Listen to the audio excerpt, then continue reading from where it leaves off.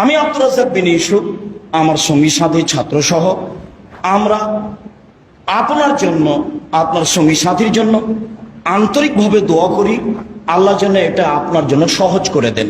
আল্লাহ, আর আপনার জন্য সহজ হবে ইনশাআল্লাহ এই জন্য যে রাসূল সাল্লাল্লাহু আলাইহি সাল্লাম বলেছেন, লা তাসালিল ইমারা, দায়িত্ব চেয়ে নিও না, ওয়াইন উতিতাহান মাসালাতিন ওয়াকাযা ইলাইহা, যদি চেয়ে নাও তাহলে তোমার উপরে চাপিয়ে দেওয়া হবে।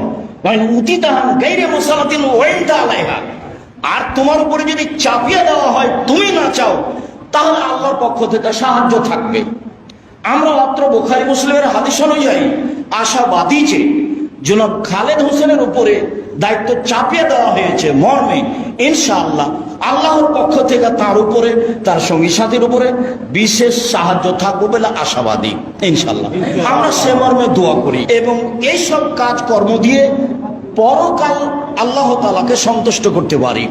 মূলত সব কাজ আল্লাহ তাআলার সন্তুষ্টিতে, অল্প দিন বাঁচতে এসে অসন্তুষ্টি নিয়ে বিদায় নিতে রাজি নই মর্মে সকলে মিলে আল্লাহকে বলি, আল্লাহ তুমি আমাদের কবুল করো, আর যেটা সুন্দর সঠিক সহজ হবে সেটা তুমি করার তৌফিক দান করো।